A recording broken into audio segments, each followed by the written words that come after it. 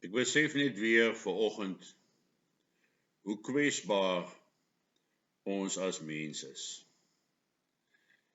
en hoe uitgelewer ons nie dikwels is aan die genade van ander nie. Ek lees gister in die Burger dat die ANC verteenwoordiger in die Kaap, die Weskaap, aandring dat die vlak 4 beperking opgeskuif word na vlak 5 toe, om die groeiende syfers te kan beheer. En dan besef 'n mens net weer eens dat ons weet nie wat die toekoms vir ons inhou nie. Ons kan nie eens 'n uur, 2 of 3 in die toekoms insien nie. Vanoggend Sondag, dag 45 van inperking, sê ek vir julle goeiemôre, hier vanuit Glentane in die Suid-Kaap, waar dit nog pikdonker nag is, en ek nou by die lig sit en werk.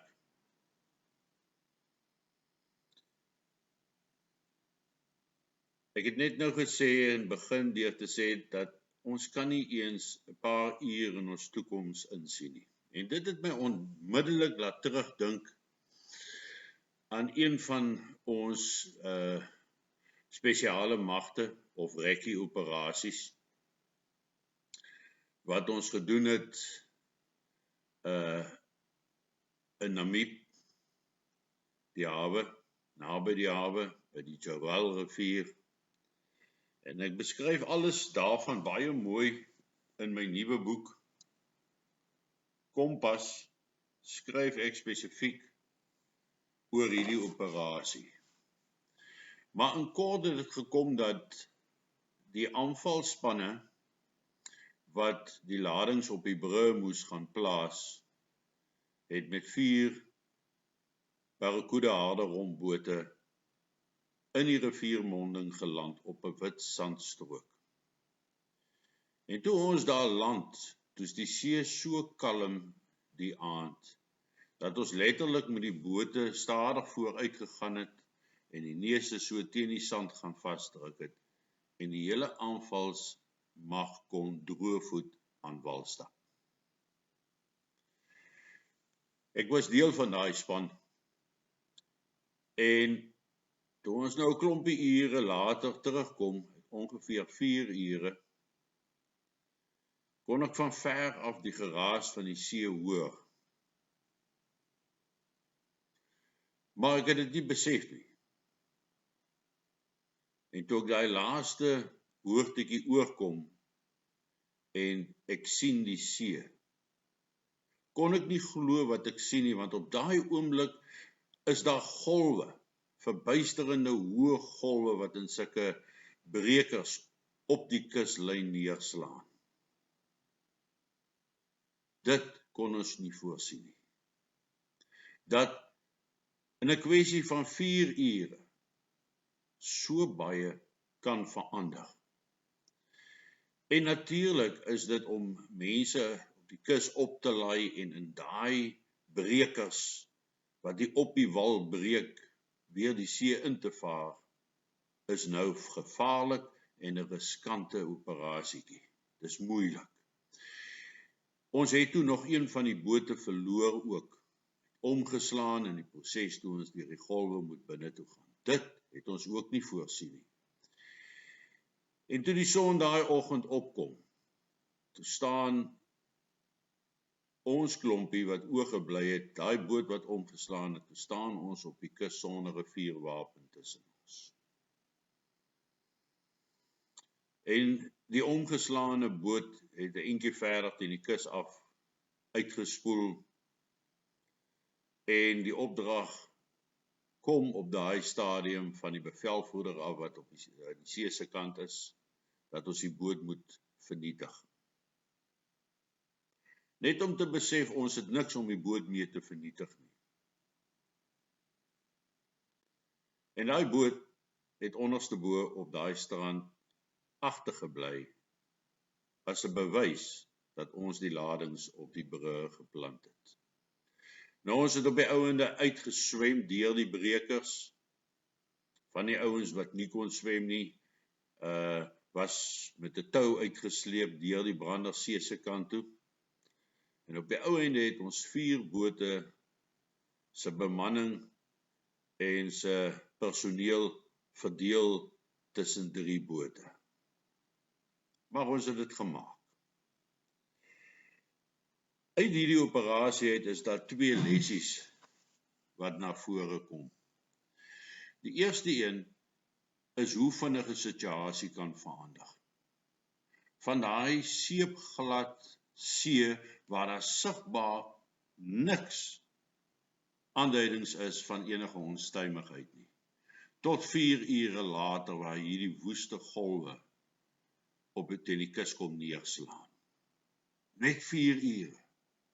En dit het so geweldige verskil gemaak. Dit kon ons nie voorsien nie. Ons kon nog minder voorsien dat ons 'n boot gaan verloor. En daarom was ons nie voorberei toe ons wel die boot verloor nie. Ons het nie springstof gehad nie. En na afloop van daardie operasie was al die bote met 'n ploflading toegerus. Sou dit weer gebeur dat ons die boot dan kan opblaas. Nou,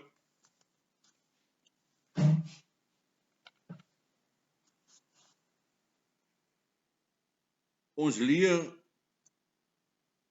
ook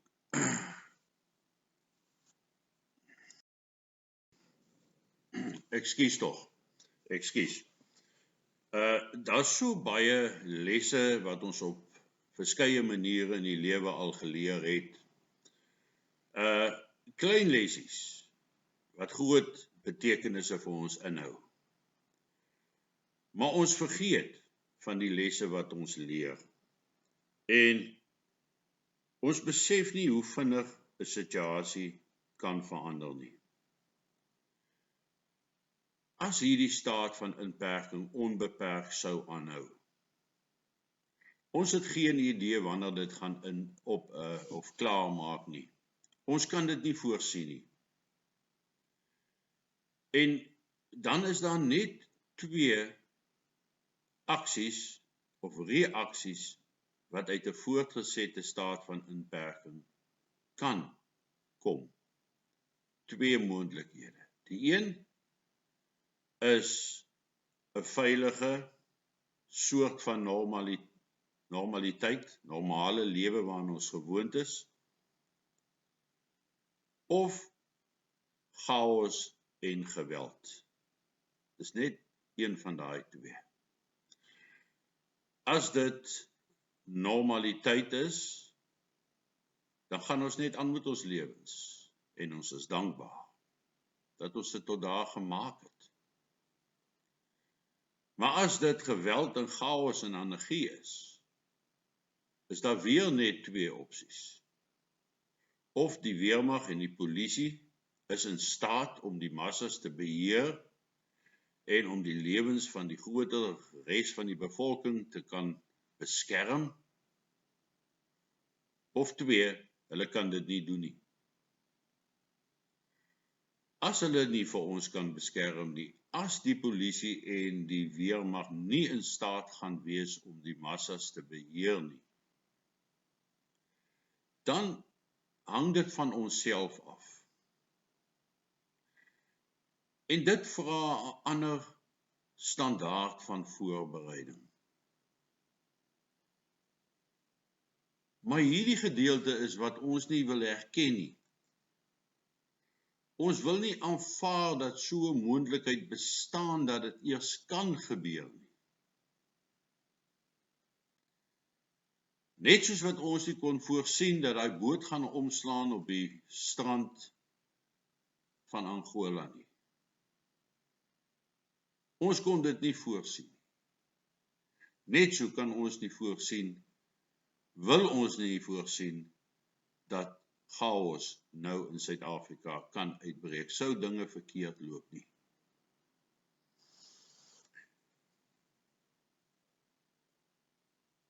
Mense ontken dat daar 'n probleem is. Dis asof mense verskonings uitdink om nie hulle self voor te berei vir die ergste wat in Suid-Afrika kan gebeur. Toe hierdie staat van inperking aangekondig word, toe sien ons vir die eerste keer hoe mense winkels toe stroom. En baie keer die grootste gemors mee gaan opstok. Goed wat hulle glad nie nodig het nie. Want hulle koop ook maar dit wat hulle op TV sien. Want hulle het geen idee wat om te doen om te oorleef as daar tekortkominge is nie. Die staat van inperking het inteendeel die hele wêreld gewys dat mense grootliks glad nie voorbereid is vir hierdie situasie nie, voorberei is vir die virus nie. Net 2% van die wêreldbevolking is voorberei vir enige vorm van nood. Dis skokkende syfers. Maar baie van ons sien geen rede om voorbereidings te tref vir die ergste nie, want ons glo mos die winkels gaan kos hê. Ons glo daar gaan genoeg wees.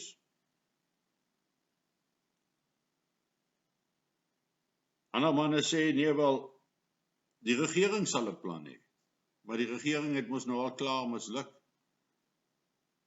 Enige van die verskonings wat mense aanvoer, is in 'n groot mate glad nie geldig nie. Mense is inteendeel oorweldig deur die idee dat anargie in Suid-Afrika kan uitbreek. Hulle beleef 'n vrees daarvoor. En wat is die maklike oplossing? Is om te ontken dat daar 'n probleem is. Dis die maklike oplossing. Of die woorde van, maar ek stel nie daarin belang nie. Ek het nog nooit geweet dat in 'n rampsituasie jy 'n keuse het of jy daarin belangstel of nie daarin belangstel nie. Die interessantheid is dat waar dit in ander plekke in die wêreld gebeur het, het die mense ook nie gedink dit sal met hulle gebeur nie. En dit maak my baie bekommerd. Nadat ek die videoklip gemaak het, waarin ek sê dat die organisasie wat vir my as Wynand du Toit die beste plan het, is die Suidlanders. Het dan weer 'n klomp mense vorendag gekom en gesê, wel, nou kan ek nie meer met jou assosieer nie. Want dit gaan my werk benadeel. Dit gaan my posisie benadeel. As daar anargie is, het jy geen posisie nie. Het jy niks van die voordele wat jy nou wil beskerm nie. En ek bly sê, as dit opsie 1 is, waar ons vrede gaan kry, 'n normaliteit gaan kry, dan het jy niks verloor nie. Maar sou dit na die ander kant toe gaan, moet jy voorbereid wees. Ons moes voorbereid gewees het dat die boot kon omslaan op die kus van Angola. Maar ons kon dit nie voorsien nie. Ons wil dit nie eens oorweeg het as 'n opsie dat so iets kan gebeur nie. En ons word heeltemal onkant gevang. So by so, dat ons daai boot op die strand los as getuienis dat ons daar was.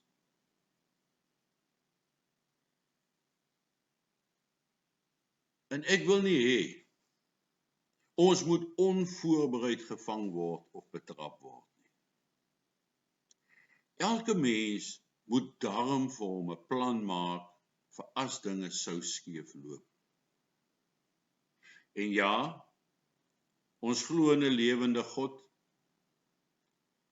As ons dit nie gedoen het nie, as die rekkies nie so 'n gelowige groep ouens was nie, sou ons nie almal lewendig van daai strand af weggekom het nie.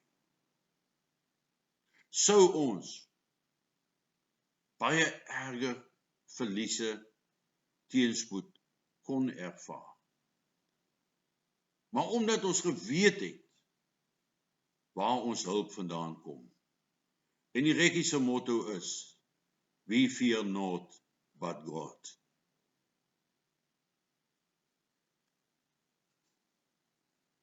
Dit het ons daardeur gedra, ja. Ons geloof gaan ons weer dra deur dit wat voor lê. Maar dit beteken nie jy moet onverskillig staan nie. Onthou die Engelse gesegde, God help those who help themselves. Jy moet van jou kant af ook iets doen. Jy kan nie net bid en verwag dit sal so wees nie. Dit loop hand in hand. Jy sal ontvang as jy soek. Jy sal kry as jy soek. Al die antwoorde wat nodig is. Maar mense, ek kan nie anders as om te wonder oor die staat van inperking nie en hoe lank dit kan aanhou en wat dit alles vir ons kan beteken nie.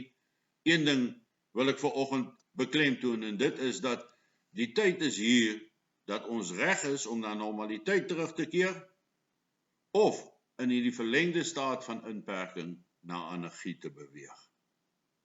Maar ons moet vir beide voorberei. Geestelik sowel as fisiese voorbereiding.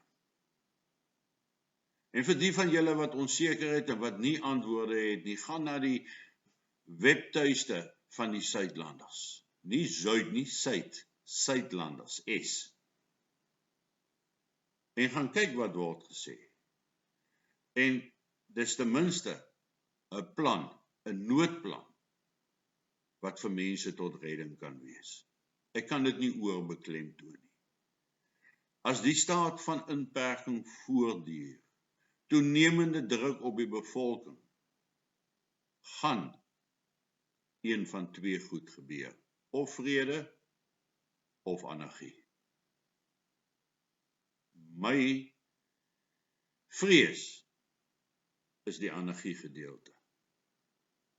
En in my hele ontleding dan van die situasie, kan ek nie anders as om te sê, kom ons staan saam, kom ons berei saam voor, kom ons doen saam, maar voor dit alles, kom ons oorleef saam, sodat ons die toekoms weer kan ingaan. Mense, julle moet 'n fantastiese kondensmelk koffie oggend geniet. Drink daai koffie terwyl jy alles in die lewe oordink. En weet net soos ons almal daar van die strand af teruggekom het by bote, net soos wat ons teruggekom het by ons basis en weer aangegaan het met ons lewens. En net soos my tronkstraf in Angola tot 'n einde gekom het, sal die dinge waaroor ons bevrees is in Suid-Afrika ook op die een of ander tydstip tot 'n einde kom. Maar dit mag dalk opofferings van ons vra. Lekker dag!